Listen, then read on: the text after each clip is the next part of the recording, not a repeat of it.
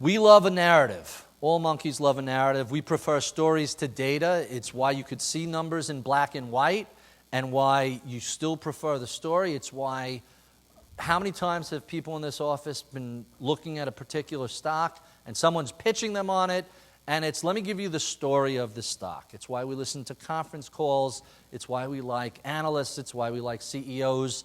They tell stories. I like the data, and what all the studies have told us is narratives lead us astray. Look, we evolved to be storytellers because for thousands and thousands of years, there was no PCs or iPads or anything else like that. You told a story generation to generation, and the story had to be interesting and have a moral and be memorable enough that you could remember it and pass it on. And so that's why everybody loves a good story, but good stories don't make you money in the market. So this may be one of my all-time favorite charts. This is the sentiment cycle, and you'll see it starts with optimism, works its way to excitement, thrill. By the time we get to those covers in Time and Fortune about why we love housing, we're in full-blown euphoria. Everybody's going to be rich. Everybody's going to make money.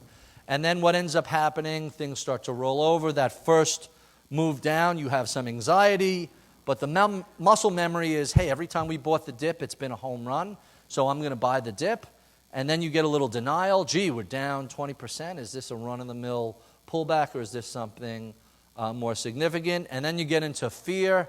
Hey, this is more than just a minor pullback. Things are really getting worse. I think we had the full-blown capitulation in March 2009, and right now we're somewhere between despondency and hope. We're bouncing back and forth between that.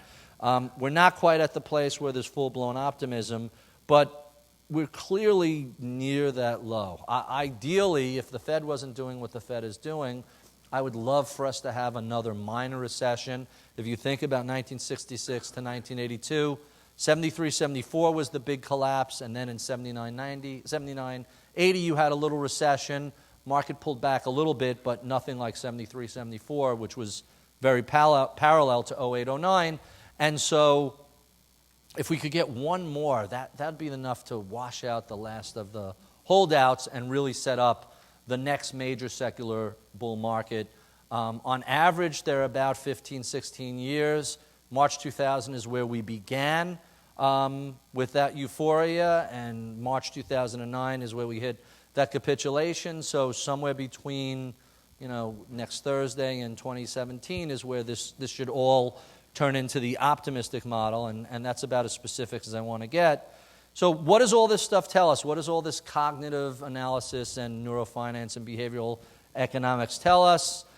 This is the famous Pogo cartoon from 1971. We have met the enemy and he is us. We may not be able to always be aware of our shortcomings, but if at least we have some idea that we're stuck in this rut, that we constantly undercut ourselves, that we're too biased, that we're over-optimistic, that we misremember things, we can do something about it. We can avoid the traditional errors that investors make by trying to pull our own heads out from up our butts and recognizing when we're shooting ourselves in the foot. And with that, I'm happy to take a few questions, and then we'll break for lunch. Guys have the